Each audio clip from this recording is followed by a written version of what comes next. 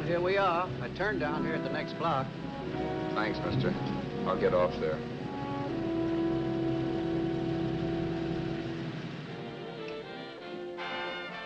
Want anything else? No. Hey, you. Me? Yeah, you. Where you heading? East. Too bad. I thought if you was heading north, I might be able to help you out. I'm pushing the Salt Lake, and I don't like to ride it alone at night. I'm one of those guys that got to talk or I fall asleep. Oh. Sure, now, my partner, he's got Lou to keep him company, but I ain't got nobody at all. Where you coming from? West. Yeah, sure, I know, but where, L.A.? Maybe. Got a cousin out in L.A. You don't say. Yeah, he's been out. You're not much of a talker, are you? My mother taught me never to speak to strangers. Oh, a wise guy. So what? Okay, okay, don't get sore. Just trying to be sociable, that's all. Hey, Glamorous. You change for a dime, will you?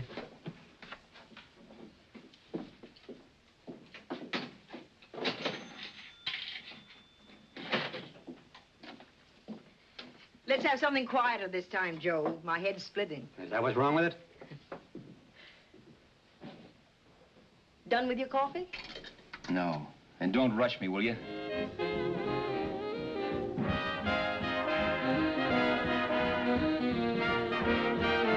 Hey, turn that off. Will you turn that thing off? What's eating you now? Yeah, what's eating you? That music, it stinks. Oh, you don't like it, huh? No, turn it off. Oh, wait a minute, pal. That was my nickel, see? This is a free country. And I play whatever I wanted.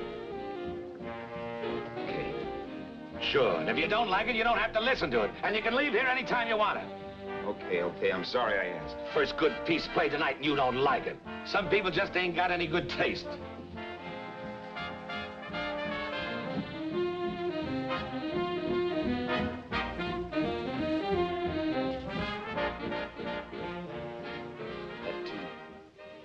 That tune. Why was there always that rotten tune? Following me around, beating in my head, never letting up. Did you ever want to forget anything? Did you ever want to cut away a piece of your memory or blot it out? You can't, you know. No matter how hard you try. You can change the scenery, but sooner or later you'll get a whiff of perfume or somebody will say a certain phrase or maybe hum something. Then you're licked again. I can't believe that you're in love with me. I used to love that song once. So did the customers back in the old Break of Dawn club in New York. I can't remember a night when I didn't get at least 3 requests for it. Sue, she was always selling it too. Those were the days.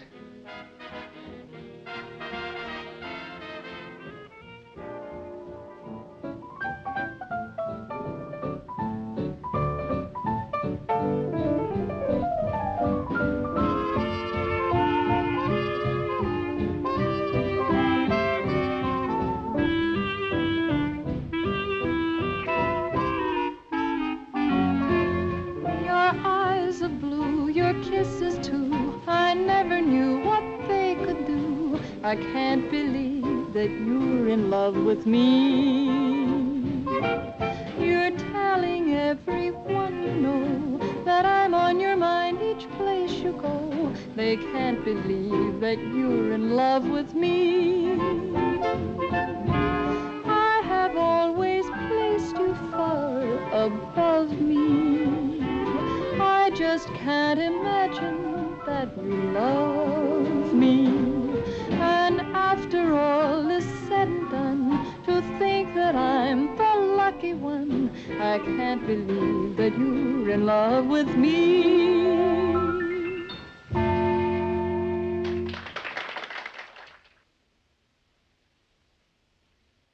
It wasn't much of a club, really. You know the kind. A joint where you could have a sandwich and a few drinks and run interference for your girl on the dance floor. I pounded the piano in there every night from 8 until the place closed up, which usually meant 4 in the morning. A good job as jobs went in those days. Then, too, there was Sue, who made working there a little like working in heaven. But how we felt about each other, well, there was nothing very unusual in that. I was an ordinary healthy guy, and she was an ordinary healthy girl. And when you add those two together, you get an ordinary healthy romance, which is the old story. Sure. But somehow, the most wonderful thing in the world.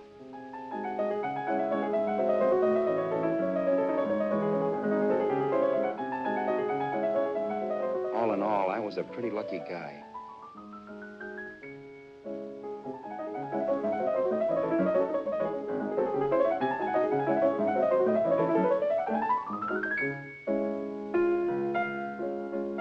Mr. Paderewski, I presume. It's beautiful.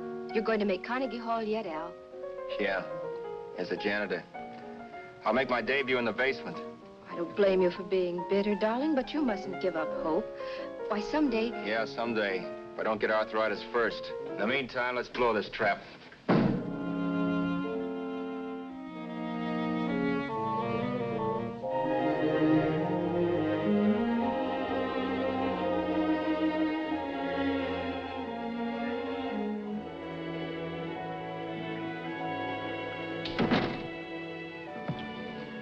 Like to get something to eat, hon? Oh, I don't think so, Al. I lose my appetite working in this flea bag. Let's go home. Okay. I can't stand much more of that dump. Did you see that drunk tonight trying to paw me? No, what drunk? Does it matter what drunk? Say, what's the matter with you tonight, darling? That's the third time you started to tell me something and then stopped. We shouldn't have any secrets from each other, Sue. Next week, we're going to make with the ring and the license. You and me will be a team. Yes, that's right. In the Bush League. I don't get you. We've been struck out. It's a funny way to talk, darling. Don't you want to marry me? Al, look, I love you. You know I do, and I want to marry you. But? But not now. Only after we've made good. Sunday, I'm going away. Oh, I know you'll think it's silly. That's why I hesitated to tell you. But I'm going to California. I want to try my luck in Hollywood. That's the most stupid thing I ever heard of. Don't you know millions of people go out there every year and wind up polishing cuspidors? I thought you had better sense. You sound as if you don't think I have any talent. That has nothing to do with it. I'll make out all right. Maybe. But what about me? Doesn't it mean anything to you that you're busting up all our plans? We may not see each other for years? It won't be that long. I thought you loved me. I do. You know I do. Well, here we are. Al. Al, why can't you see my side of it? I'm young. We both are, and we've got all the time in the world to settle down. Really, darling, what I'm doing is the only sane thing to do. I hate the thought of being so far away from you, but we'll be together again someday. Maybe you'll decide to come out too later on. So long. Al, aren't you going to kiss me goodnight? Sure, why not? Good night.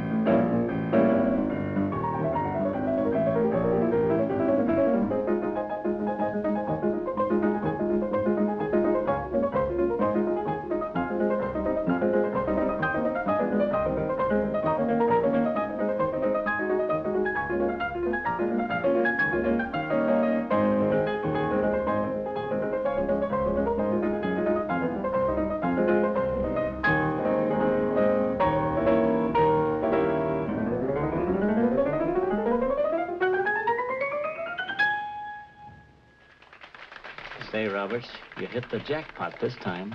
$10. Thanks.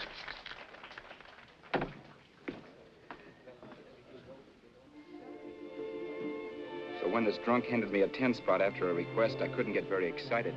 What was it, I asked myself? A piece of paper crawling with germs. Couldn't buy anything I wanted. It couldn't... Then I thought of something.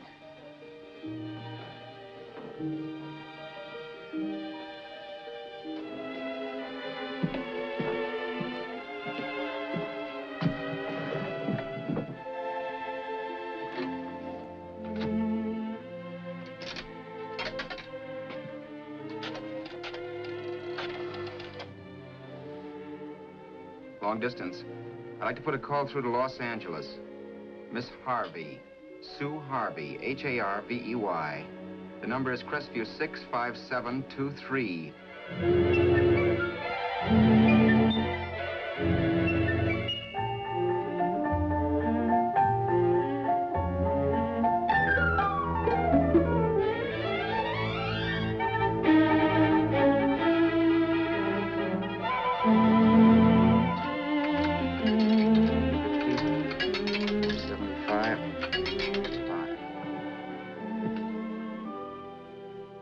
Hello, Sue? This is Al. Oh, baby, it's great to hear from you, too. What's that? You do? Oh, me too, darling. I thought I'd go batty without you. I just had to... Huh? You're working as a hashlinger? Gee, honey, that's tough. Those guys out in Hollywood don't know the real thing when it's right in front of them. You just stick it out, Sue, baby. Keep going around to those casting offices. I'm sure you'll click. Look, I'll tell you what. You stay put out there, I'll come to you. No, don't try to stop me. Just expect me. Train? Who knows? Train, plane, bus, magic carpet. I'll be there if I have to crawl. If I have to travel by pogo stick.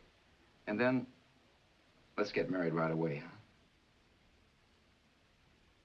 That's the stuff. That's what I've been wanting to hear you say.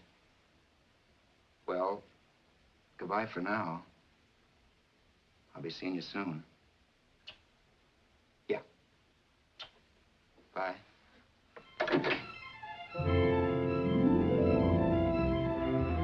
The only way I could cross country was to thumb rides. For even after hawking everything, I only had enough money to eat. Money. You know what that is. It's the stuff you never have enough of. Little green things with George Washington's picture that men slave for, commit crimes for, die for. It's the stuff that has caused more trouble in the world than anything else we ever invented. Simply because there's too little of it. At least I had too little of it. So it was me for the thumb.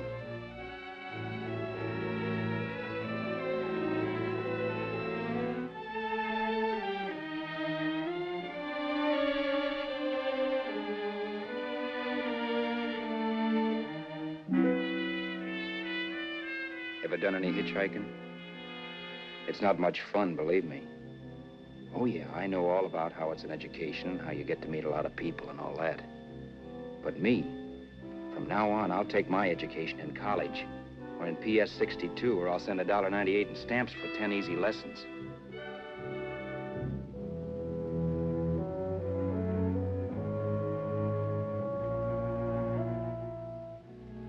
Thumbing rides may save you bus fare, but it's dangerous. You never know what's in store for you when you hear the squeal of brakes. If only I had known what I was getting into that day in Arizona. Here, throw that in the back seat. Okay, let's go. Make sure that door's closed.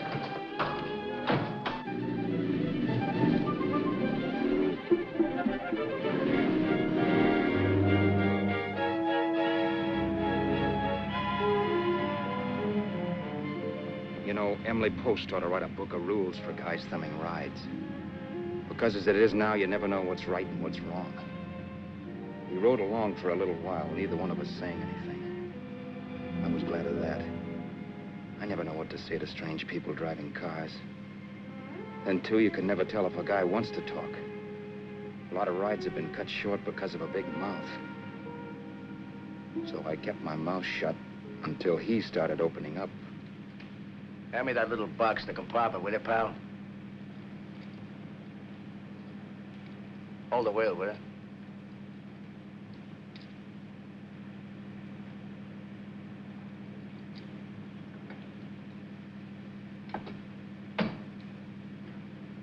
How far are you going? L.A. Well, you're really traveling, aren't you?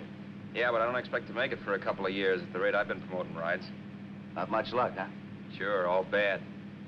Not many people stop for a guy these days. Afraid of a stick-up, maybe. Well, you can't blame him. Where you coming from? New York? Well, New York. You're in luck this time. I'm going all the way. Right through to Los Angeles. You drive a car? Sure. Whenever you're tired, let me know. I'll holler. I guess at least an hour passed before I noticed those deep scratches in his right hand. They were wicked. 3 puffy red lines about 1/4 of an inch apart. He must have seen me looking at them because he said, Beauties, aren't they? They're gonna be scars someday. What an animal. Whatever it was, it must have been pretty big and vicious to have done that. Right on both counts, New York. I was tussling with the most dangerous animal in the world. A woman. She must have been Tarzan's mate. Looks like you lost the bob. Certainly wasn't a draw. You know, there ought to be a law against dames with claws. Yeah. I tossed her out of the car in her ear. Was I wrong? Give a lift to a tomato, you expect her to be nice, don't you? Yeah. After all, what kind of a dame some rides? Sunday school teachers? Yeah. A little witch. She must have thought she was riding with some fall guy. And me, who's been booking horses around racetracks since I was 20. I've known a million dames like her. 2 million. Yeah. Stopped the car, opened the door. Take it on the Arthur Duffy sister, I told her. That's the stuff. As I was done, huh? But if you want to see a real scar, brother, get a load of this. What? I got that one, Detour. Dooley? Yeah, we're just kidding, of course. My dad owned a couple of Franco-Prussian sabers. Kept them on the wall for decorations. Well, one day, another kid and I took them down when the old man wasn't around. Had a duel. He got me in the arm here. Pretty mean cut. Infection set in later. Yeah, I can see that. Now, give me that box again, will you? Yeah.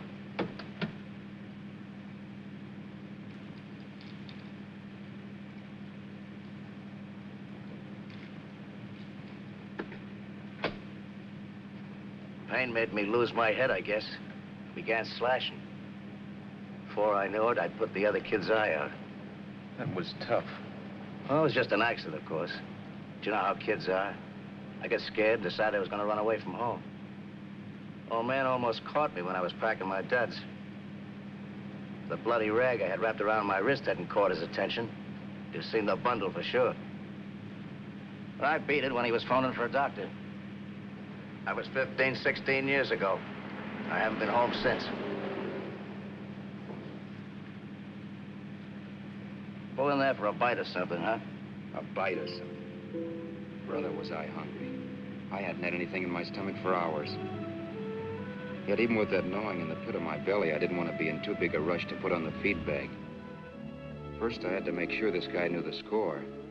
If I got him down on me, it was goodbye ticket to Hollywood. I'll wait out here for you, mister. If it's the money, don't worry about paying for it. This time it's on me. Well, that's white of you, Mr. Haskell, think nothing of it. You make your first million, maybe you can do the same for me. Come on, New York. I gotta make the West Coast by Wednesday. There's a horse running in Santa Anita named Bicycle. Means dough to me if I'm on him. We'll make it all right. He did most of the talking during the half hour we were in the place. I ate. He rambled on about his old man, whom we hadn't heard from since he ran away as a kid, and how he happened to become a bookie.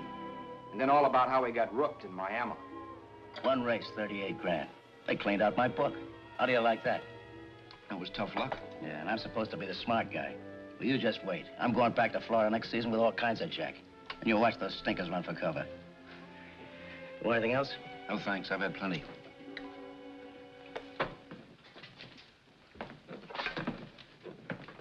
That check there, sister? Oh, just a minute. Your change, sir. Keep it, sister. Oh, thank you, sir. Call again. I'll be waiting outside for you when you finish work. Sharp check, huh?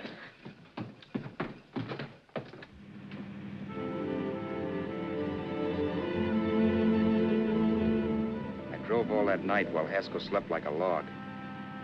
After a while, I began to get sleepy myself. I was happy, though. Soon I'd be with Sue again. The long trip was practically over, and there'd be no more hoofing it down the concrete. I began to think of the future, which couldn't have been brighter if I'd embroidered it with neon lights. It was nice to think of Sue shooting to the top. It's amazing what a full belly can do to your imagination.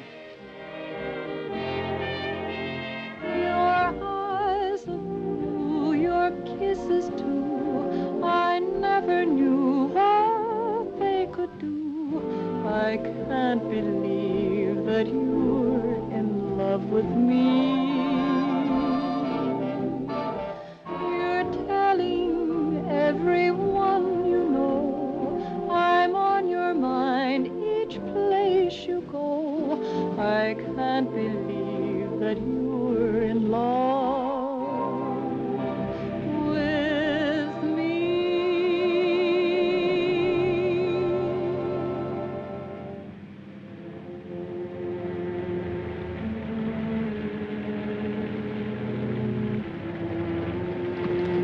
Mr. Haskell? Mr. Haskell? Mr. Haskell, wake up. It's raining. Don't you think we ought to stop and put up the top?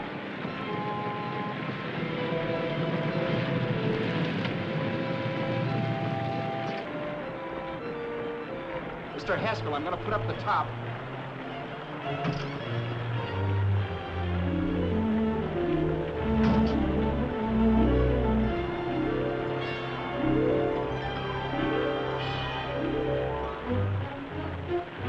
Until then, I'd done things my way. But from then on, something else stepped in and shunted me off to a different destination than the one I had picked for myself. For when I pulled open that door... Mr. Haskell, what's the matter? Are you hurt? Are you hurt, Mr. Haskell? Start your sermon. I'll listen to it. But I know what you're going to hand me even before you open your mouths. You're going to tell me you don't believe my story of how Haskell died and give me that don't make me laugh expression on your smug faces. I saw at once he was dead, and I was in for it. Who would believe he fell out of the car? Why, if Haskell came too, which of course he couldn't, even he would swear I conked him over the head for his dough. Yes, I was in for it. Instinct told me to run, but then I realized it was hopeless. There were lots of people back down the road who could identify me. That gas station guy and the waitress. I would be in a worse spot then, trying to explain why I beat it. The next possibility was to sit tight and tell the truth when the cops came. But that would be crazy. They'd laugh at the truth. And I'd have my head in a noose. So what else was there to do but hide the body and get away in the car? I couldn't leave the car there with him in the gully. That would be like erecting a tombstone.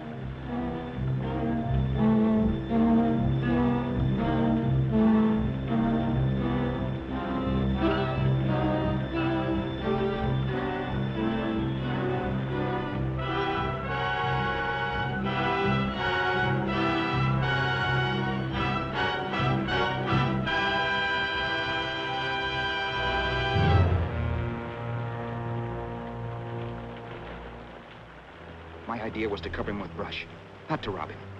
But then I remembered that even if I only drove the car for 100 miles or so, I would need money for gas.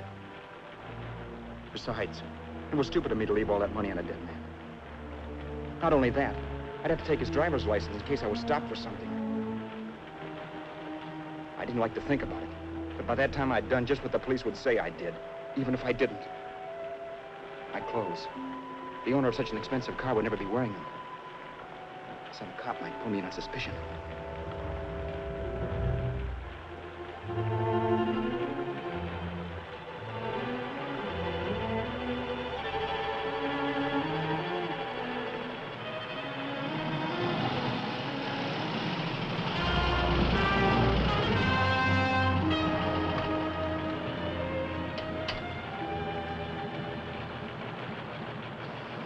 Hey, you, this your car? Don't you know better than to leave a car with the wheels halfway in the middle of the road? That's the way accidents happen. I'm sorry, officer. I was just putting up my top. I didn't think. Well, the next time, think. I'll let you go now, but watch your step in the future. I know that's a lonely stretch, but cars come by here once in a while, and we have plenty of crack-ups. Thanks, officer.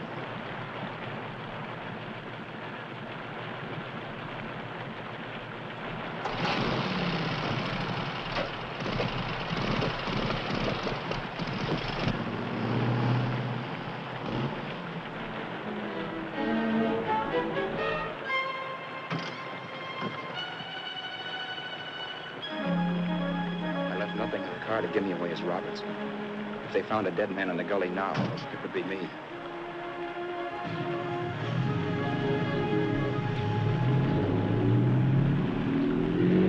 As I drove off, it was still raining. The drops streaked down the windshield like tears. I kept imagining I was being followed and that I could hear sirens back in the distance. Just how long it took me to cover the 60-odd miles to the California state line, I don't know. I lost all track of time. But the rain had stopped and the sun was up when I pulled up to the inspection station.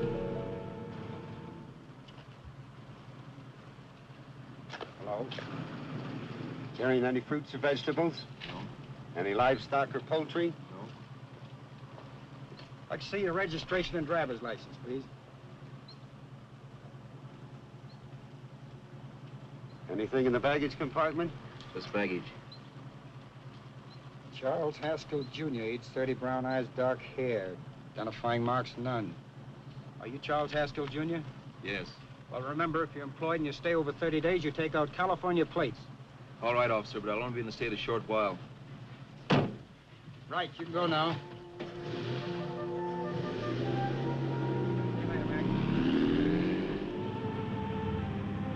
I couldn't drive any farther without some sleep. Cops or no cops, I knew I had to hit the hay and hit it hard. I was dead tired.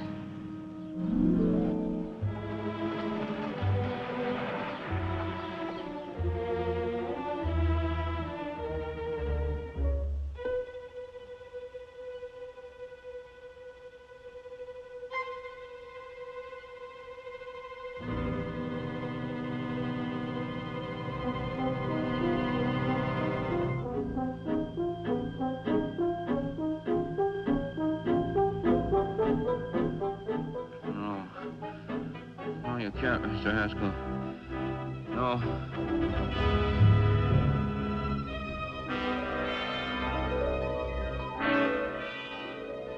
Mr. Haskell, you can't die.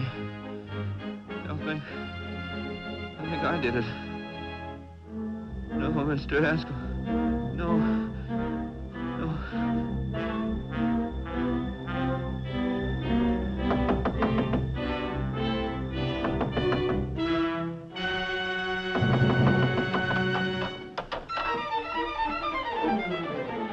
Who's there? It's the maid. Can I come in and clean? Later. In a half hour. All right, sir.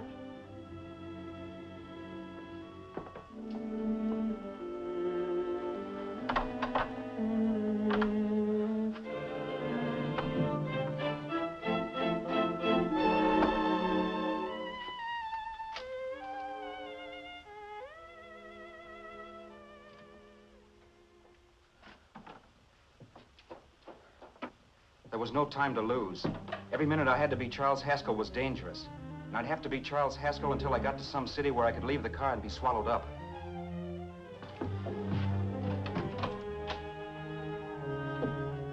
That meant driving the car as far as San Bernardino, maybe even to Los Angeles. In a little town, I might be noticed, but in a city, I should be safe enough. Then, after I ditched the car, I could go on to Sue. But those 5 minutes at the state line made me realize it might be a good idea to find out a little bit about Mr. Haskell. Then, if anybody asked me questions, I could give the right answers. The first thing I found out was that I had $768. This was a lot of jack, but believe me, it was the kind of money I'd rather not have.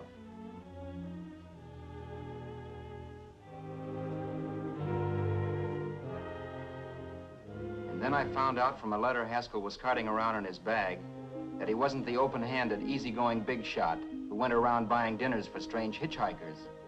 Before I got done reading it, I saw him more as a chiseler. It was written to his old man in California, the one he hadn't seen in so many years. In it, Haskell posed as a salesman of hymnals, of all things. It was easy to see where Haskell expected to raise a new stake for his book in Miami by rooking his old man. That was about all I found out from his effects, and it was enough. I told myself, maybe old man Haskell was lucky his son kicked off. He would never know it, but it saved him from taking a flyer in sacred literature preferred.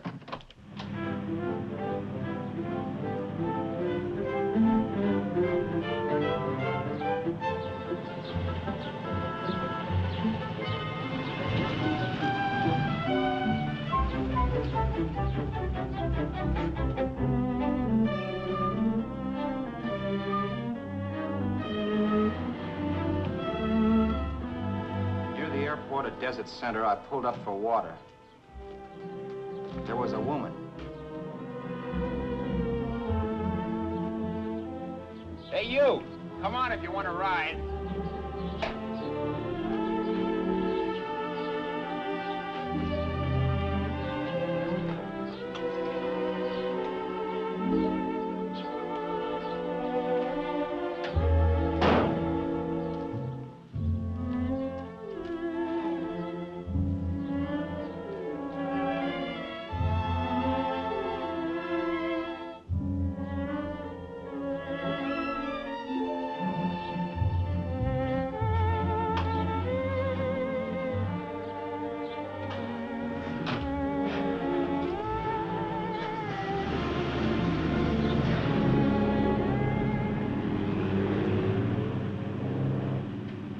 How far are you going? How far are you going? That took me by surprise, and I turned my head to look her over. She was facing straight ahead, so I couldn't see her eyes. But she was young, not more than 24. Man, she looked as if she'd just been thrown off the crummiest freight train in the world. Yet, in spite of this, I got the impression of beauty. Not the beauty of a movie actress, mind you, or the beauty you dream about when you're with your wife, but a natural beauty. A beauty that's almost homely because it's so real. Then suddenly she turned to face me. How far did you say you were going? Los Angeles? L.A.? L.A.'s good enough for me, mister. That's what I was afraid of. What'd you say? Oh, nothing, just thinking out loud. People get in trouble for doing that. What's your name? You can call me Vera if you like. You live in Los Angeles? No. Where are you coming from? Oh, back there. Needles? No. Oh, sure, Phoenix. You look just like a Phoenix girl. Are the girls in Phoenix that bad? The girl must have been pretty tired, because she fell asleep not 20 minutes after she stepped into the car. She lay sprawled out with her head resting against the far door, like Haskell. I didn't like that part of it much, but I didn't wake her up. It wasn't that this girl still worried me. I'd gotten over that funny feeling I had when she looked at me, which I put down as just my jangled nerves. With her eyes closed and the tenseness gone out of her, she seemed harmless enough. And instead of disliking her, I began to feel sorry for her. The poor kid probably had had a rough time of it. Who was she, anyway? And why was she going to Los Angeles? And where'd she come from in the first place? The only thing I knew about her was her name. Not that it made any difference. A few hours more and we'd be in Hollywood. I'd forget where I parked the car and look up Sue. This nightmare of being a dead man would be over. Who this dame was, well, it was no business of mine. Where did you leave his body? Where did you leave the owner of this car? You're not fooling anyone. This buggy belongs to a guy named Haskell. That's not you, mister. You're out of your mind. That's my name, Charles Haskell. I can prove it. It's my driver's Save license. yourself the trouble, mister. Having Haskell's wallet only makes it worse. It just so happens I rode with Charlie Haskell, all the way from Louisiana. He picked me up outside of Shreveport. You rode? You heard me. Then it all came back to me. All the talk about dueling and scars and scratches. There was no doubt about it. Vera must be the woman Haskell had mentioned. She must have passed me while I slept. Well, I'm waiting. My goose was cooked. She had me. That Haskell guy wasn't dead yet. He wasn't stretched out stiff and cold in any Arizona gully. He was sitting right there in the car, laughing like mad while he haunted me. Well? There was nothing I could say. It was her move. Vera, whatever her name was just my luck picking her up on the road. It couldn't have been Helen, or Mary, or Evelyn, or Ruth. It had to be the very last person I should ever have met. That's life. Whichever way you turn, fate sticks out a foot to trip you.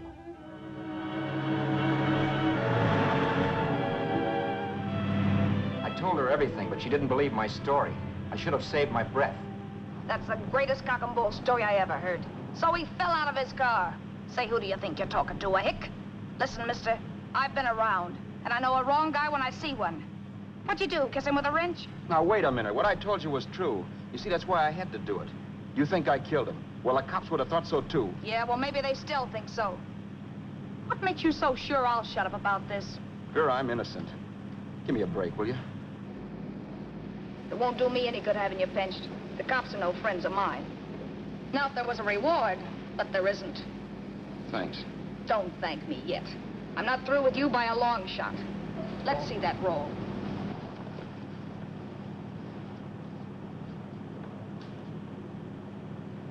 Is that all Haskell had?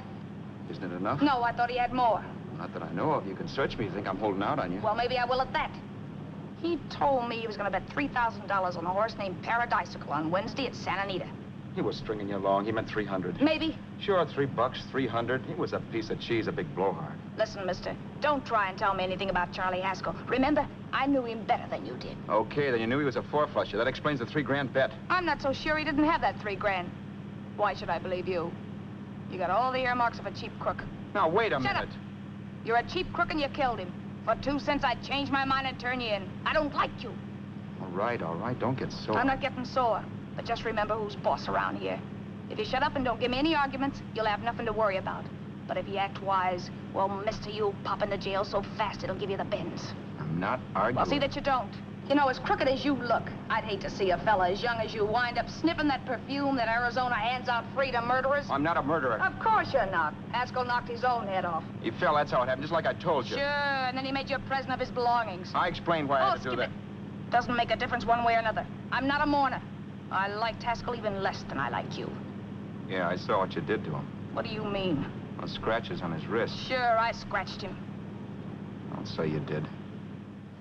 So your idea was to drive the car a little way, maybe into San Bernardino, and then leave it.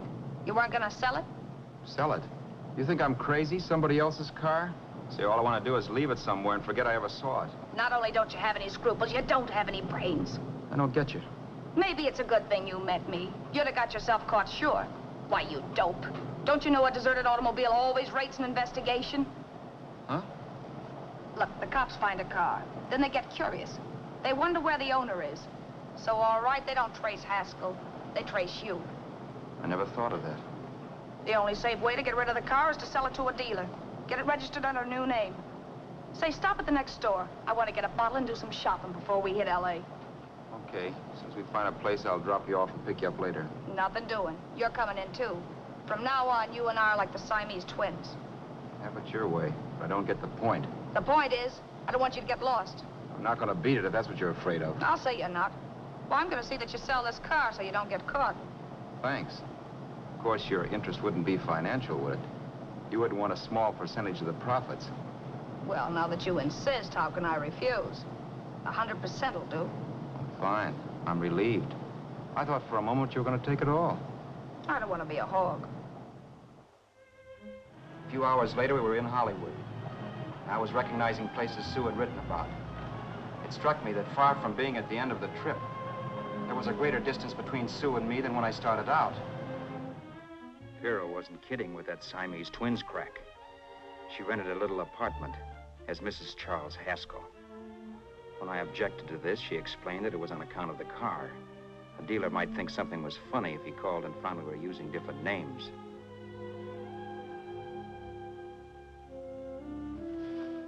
Home, sweet home. Yeah. Not bad, either.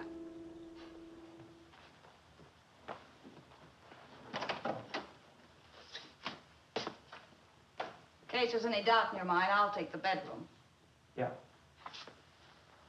Sure is stuffy in here.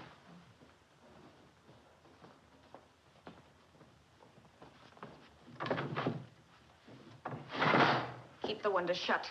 Okay.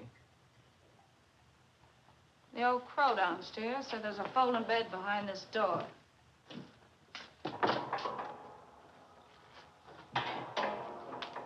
You know how to work it? I invented it. Some joint. One can't have everything.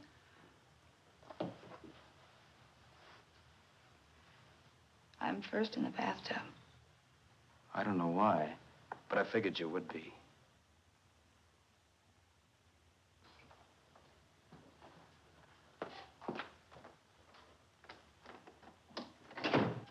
Boy, oh boy.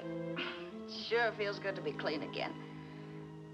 I must be 10 pounds lighter. You must be. Well, hitching rides isn't exactly the way you keep your schoolgirl complexion. I wish that guy with the sax would give up. Gets on my nerves. Forget it. Have a drink. Aren't you afraid I might take you up on it? If I didn't want to give you a drink, I wouldn't have offered it. Why be a sorehead, Roberts? You got yourself into this thing. You should be grateful I'm not turning you in. Why, if I wasn't regular, you'd be in the pen this minute, being photographed, fingerprinted, and being pushed around by the cops. So cheer up. Get rid of that long puss. Or is your conscience bothering you?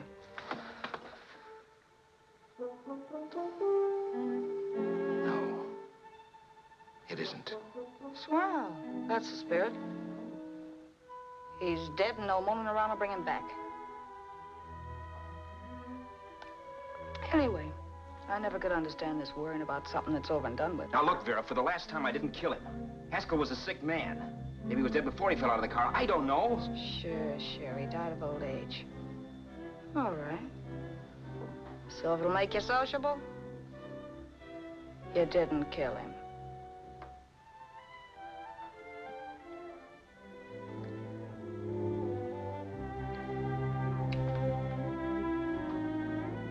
Thanks.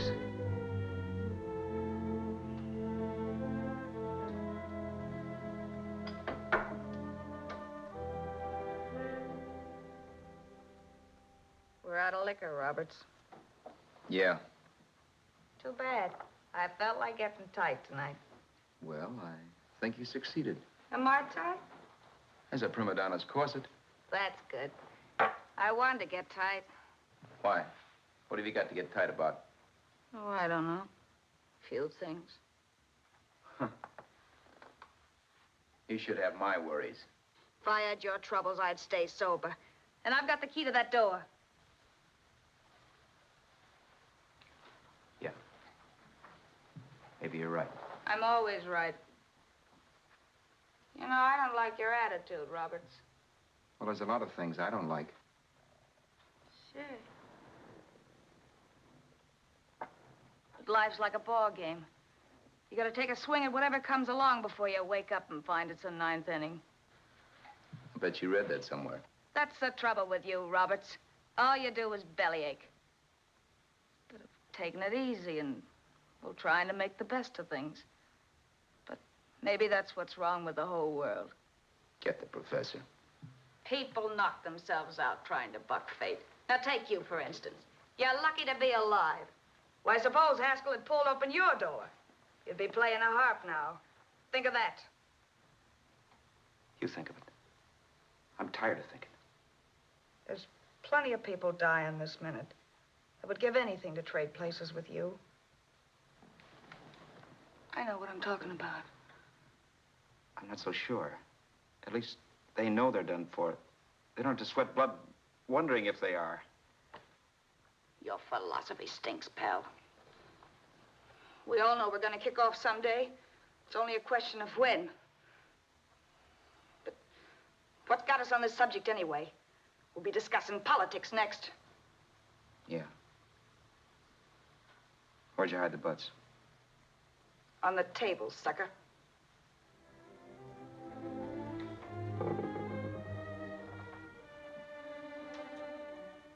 We bored each other with conversation for a couple of hours longer. Every 5 minutes, one of us was wishing we had another bottle or a radio or something to read. Then finally, we ran out of chatter. I know it's only 11 o'clock, but I want to get up early and make the rounds of the used car lots. No hurry about that. We got all the time in the world.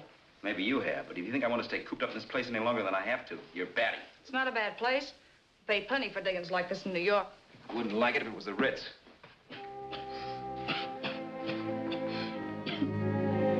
Rotten liquor. You got a mean cough. Ought to do something about it. I'll be all right. That's what Camille said. Nobody you know. Wasn't that the dame that died of consumption? Yeah. Wouldn't it be a break for you if I did kick off? You'd be free with all Haskell's dough and car. I don't want to see anybody die. Not even me. Especially not you. One person died of me. If you did, well, that's all I need. You don't like me, do you, Roberts? Like you. I love you. My favorite sport is being kept prisoner. After we sell the car, you can go to blazes for all I care, but not until then.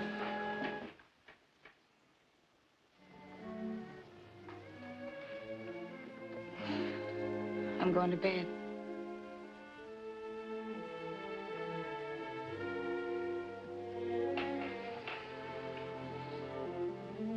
Good night, Roberts. Don't try and sneak away during the night. All the doors are locked. Anyway, if I find you gone in the morning, I'll notify the police. They'll pick you up. Don't worry, I know when I'm in a spot. Well, good night. I hope that portable rack isn't too uncomfortable for you. Don't lose any sleep over it, will you, Vera?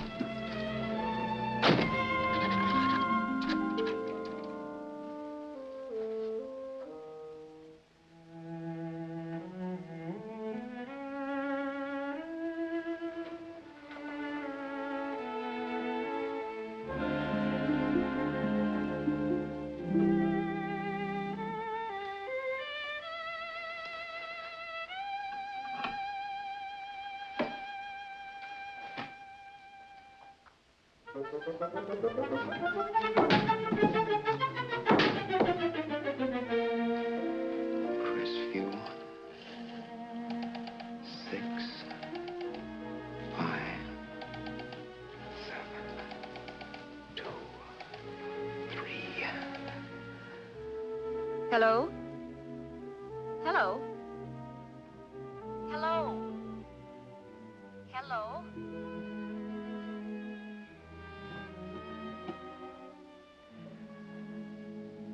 No. Not yet, darling. Tomorrow. Maybe. If this were fiction, I would fall in love with Vera, marry her and make a respectable woman of her, or else she'd make some supreme Class A sacrifice for me and die. Sue and I would bawl a little over her grave and make some crack about there's good in all of us. But Vera, unfortunately, was just as rotten in the morning as she'd been the night before. All right, I'm coming. Look, Vera, it's almost noon. So what? The dealers will be there all day? They'll be there all year, too, but that doesn't mean I'm going to wait that long. Shut up. You're making noises like a husband.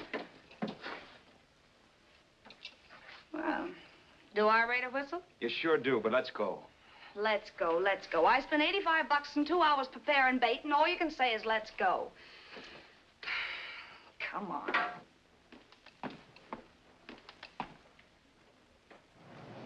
We passed a few used car lots last night down this way. What do you think we can get for this heap? I don't know. Plenty. You just let me handle everything. Think we can get $2,000? I don't know, but don't worry. I'll squeeze as much out of this guy as I can. If I let it go cheap without a fight, he might think we've stolen the car. And listen, don't make any slips and call me Roberts. That'll cook us. I don't need you to tell me that. You better just sit by and keep your mouth closed. Remember, we're both in the soup if anything happens. Forget it and drive. You're my wife, Vera Haskell. Look, after the deal's closed, let's go back to that place on Hollywood Boulevard, where I saw the fur jacket. I want to buy it. After the deal's closed, I'm saying goodbye to you. That's right, I forgot. I guess I'm getting kind of used to you. Well, that's a habit you can start breaking. Let's try this place in the middle of the block.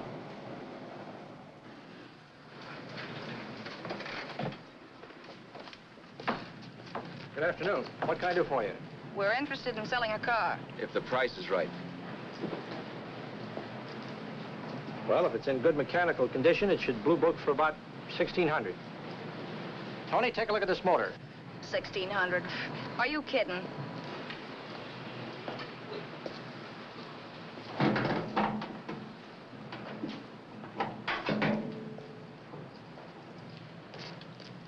Well, maybe $1,850. Before I let it go for $1,850, I'll wreck it and collect the insurance first.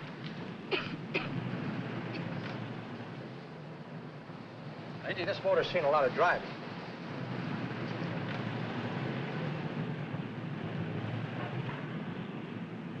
Well, the mechanic inspected the car.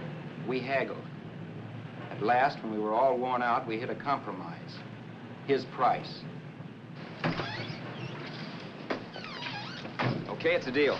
All right, come in. We'll sign the papers. I have the ownership papers right here with me. Look, Vera, in the meantime, will you clean out the dash compartment? There may be some stuff in it. All right, darling.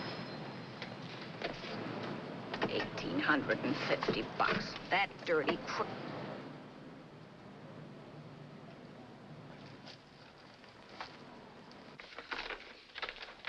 New York, huh? Yeah. But you bought the car in Miami? Yeah. Well, now let's see about the insurance. We can either have it transferred or canceled. What kind of insurance do you have, Mr. Haskell? Well, aren't all the papers there? I don't see any. Surely you know what type of insurance you carry in the car. The name of the company? Yeah, but, Well, if you'll just tell me the name of the company, I'd be very glad to take care of all the details. well, Did you sign the papers yet? not yet. Well, don't. We're not selling the car. Oh, wait a minute, Miss Haskell. Come on, darling. What's the matter? You changed your mind? Yes, I'm sorry. I guess I have. But, Vera... Let's go.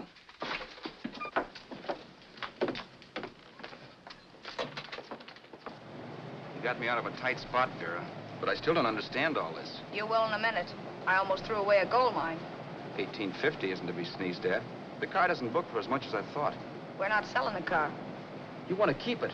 Now, wait a minute, Vera. You said yourself I wouldn't be safe until the car was in someone else's name. I'd like to be free of this mess when I go. That's just it, Roberts. You're not going. There's a drive-in at the next corner. Pull in there and we'll get a bite to eat. And I'll explain. What is this, another one of your brilliant ideas?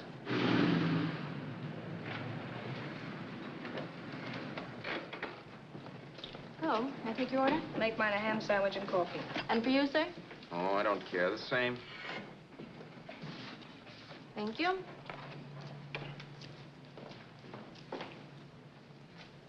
Get this, Vera. I've been pretty patient so far. I've done everything you asked me to do, but no more. Shut up. You've taken Haskell's money.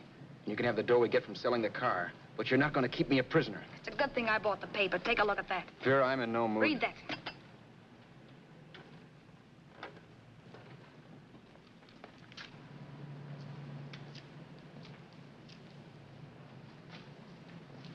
No. Yes. No, I won't do it. Yes, you will. You think I'm crazy? It's impossible, I tell you. Excuse me.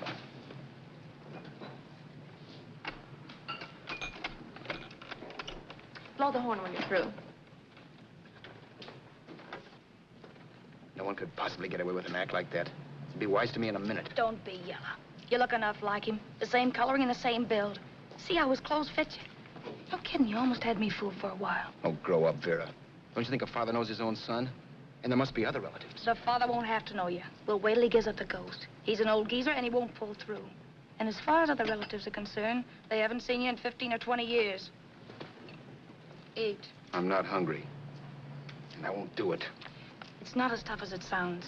Remember, you've got all kinds of identification. His car, letters, license. I could never get away with it. It's the stupidest thing I've ever heard. The old boy has scads of dough. Look in the paper there. Personal fortune assessed at over 15 million. He'll leave plenty, I tell you. Maybe he cut off his son. How do we know? It's out, Vera. I won't have anything to do with it. I think you will. Look, Vera, I'll do anything within reason. But not that. So forget it. Find yourself another stooge. You sap. You'll be fixed for the rest of your life as Charlie Haskell. You can take your inheritance and go away. No more worrying about the rent, no sweating, scheming, wondering where your next meal's coming from. Think about that, Roberts. Vera, please, you're talking too loud. On this, I'm splitting 50-50 with you. Sure, why not? We're both alike, both born in the same gutter. Now, take it easy, Vera. There's people around here. You don't know what you're talking about. We'll wait till we read that old man Haskell's dead. Then you show up. Like you read in New York that he was sick. No. Suppose he doesn't die? He will. I know he will. Something tells me. But as much as I insisted I would have no part of her scheme, Vera was taking it for granted I would. Neither of us had our mind on the cards as we played that night. I knew we were just trying to kill time between newspaper editions. This was a death watch for Vera. Maybe it was for me, too. Don't you realize if I'm caught, they'll want to know where I got the car and stuff, and they'll have me on a murder charge. If you're smart, you won't get caught. I knocked for 7. And if I'm caught, don't you realize you'll be out, too? 18 points, that gives me 30. How will I be out? You'll be out $1,850 we would have gotten on the car. Really, Vera, you'd be an awful chump if you threw away all that dough on a dizzy long shot. Let me sell the bus tomorrow. With the money it'll bring and what you've already got, a clever kid like you can run it up in no time. Then we'd both be in the clear. I'll be in the clear anyway. Maybe. Maybe. But if I got caught, I'd get good and sore at you, you know. You mean you'd squeal? Well, no, not squeal exactly. Never mind what you meant. Even if you did tell the cops I was in on it with you, what could they do to me? They might give me the same medicine they gave you. Yeah. A rope. But I'm on my way anyhow. All they'll be doing will be rushing it. All right. But think of the $1,850 you'd lose. You'd kick yourself along the block if you ever let it get away from you. I'll take the chance. Want another drink? You're being a goon. That's the way people wind up behind the 8 ball. Once they get a few dollars, they become greedy and want more. My. Caesar. Who? You know that Roman general? He got his for being greedy. He wasn't satisfied, so the final wind-up was he took the count. A couple of days ago, you didn't have a dime. Why, you were so broke you couldn't pay cash for a postage stamp. Now you've got almost $700 with $1,850 in the offing. Take my advice. Don't try for more. I'm tired of this game. Let's have some blackjack. Play solitaire. Okay, I will if that's the way you feel about it. That's the way I feel about it. Getting sore and throwing things won't help much, Roberts. I'm really doing you a favor. I help you out of a jam by keeping my mouth shut. I show you how to make some soft money. And what thanks do I get? Thanks. Sure. Or would you rather call the cops and told him you killed a man and stole his money? I didn't kill anybody. Yes, you did. No, I didn't. You know I didn't. All right, then. Suppose I call the cops. If you're innocent, what do you got to be scared of? Okay. Call them, you mutt. Go ahead and call them. See if I care. At least they'll give me a square deal. You want me to call them? You heard me. But I'm warning you. If I'm pinched, I'll swear you were in on it. I'll say that you helped me. If I fry, I'll get even with you. You wouldn't dare. You didn't. Yeah? Then try it and see. Call them. Yeah. Okay, I will.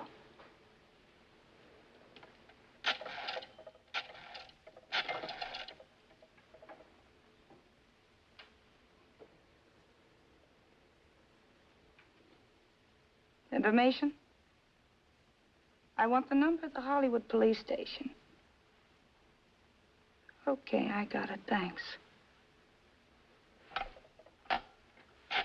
Wait a minute, Vera. You wouldn't do that. Well, wouldn't I? Give me that and I'll show you if I would. Take it easy now. Let's talk this over.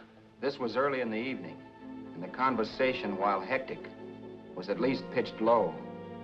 But as the minutes passed, and more obstacles to her plan popped into my head, the air got blue. Each word coming from our lips cracked like a whip. I reminded her that as Charles Haskell, I didn't even know my mother's name, where I'd gone to school, the name of my best friend, whether I had an Aunt Emma or not, my religion, and if I'd ever owned a dog. I didn't even know what my middle initial stood for.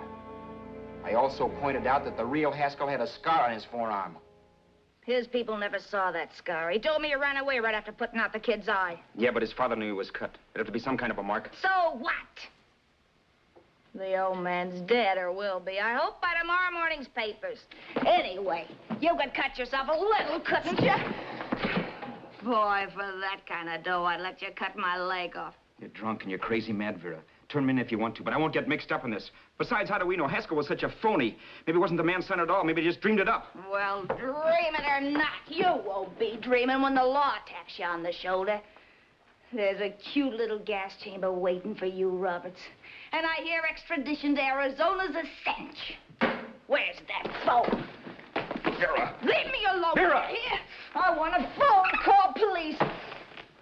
I hate you, yellow stinker. You leave me alone. I'll let you alone when you promise to leave the phone where it is. You're drunk. You don't know what you're doing. You're hurting me. Will you promise?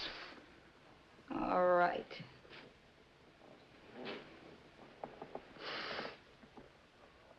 You hurt me. I'm sorry, but... And it's hot in here. Open up a window. It's not hot. Don't tell me. Now, do you do it or do I do it? You're no gentleman, see? Yeah. All right. I'll open up the window. Vera!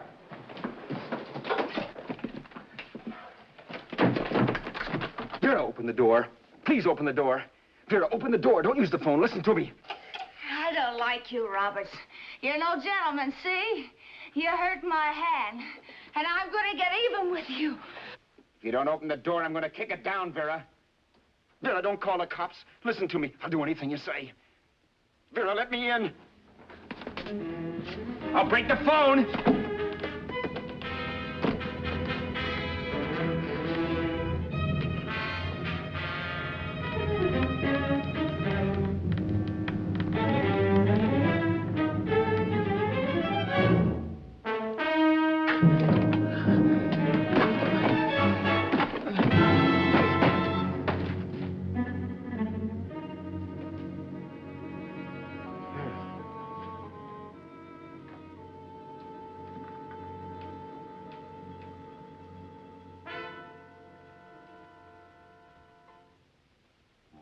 The world is full of skeptics.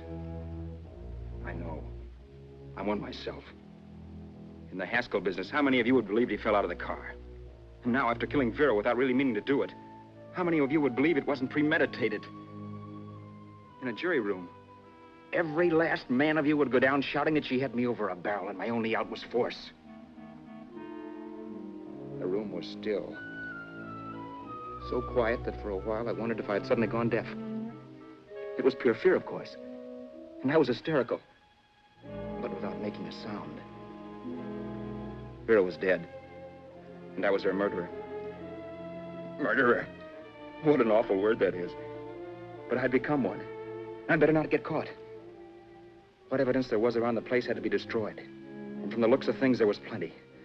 Looking around the room at things we'd bought was like looking into the faces of 100 people who'd seen us together and who remembered me.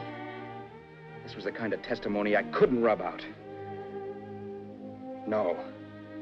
I could burn clothes and hide bottles for the next 5 years. There'd always be witnesses. The landlady, for one. She could identify me. The car dealer, the waitress in the drive-in, the girl in the dress shop, and that guy in the liquor store. They could all identify me. I was cooked. Done for. I had to get out of there. While once I'd remain beside a dead body, planning carefully how to avoid being accused of killing him, this time I couldn't. This time I was guilty. Knew it. Felt it. I was like a guy suffering from shock. Things were whirling around in my head. I couldn't make myself think right. All I could think of was the guy with the saxophone and what he was playing. It wasn't a love song anymore. It was a dirge.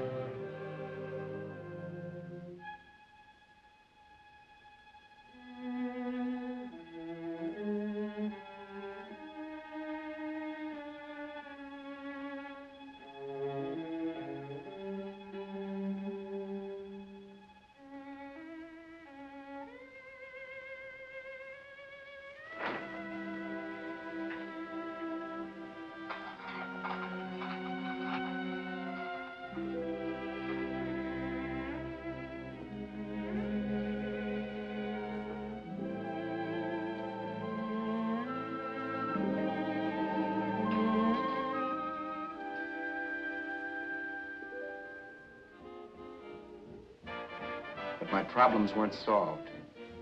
I had to stay away from New York for all time because Al Roberts was listed as dead and had to stay dead. And I could never go back to Hollywood. Someone might recognize me as Haskell. Then, too, there was Sue. I could never go to her with a thing like this hanging over my head. All I could do was pray she'd be happy.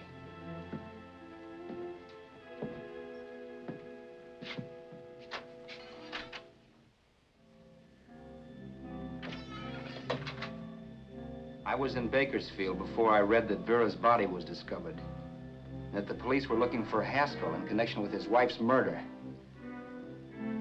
Isn't that a laugh? Haskell got me into this mess, and Haskell was getting me out of it. The police were searching for a dead man. I keep trying to forget what happened and wonder what my life might have been if that car of Haskell's hadn't stopped. But one thing I don't have to wonder about. I know. Someday a car will stop to pick me up that I never thumbed.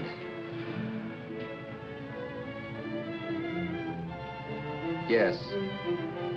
Fate, or some mysterious force, can put the finger on you or me for no good reason at all.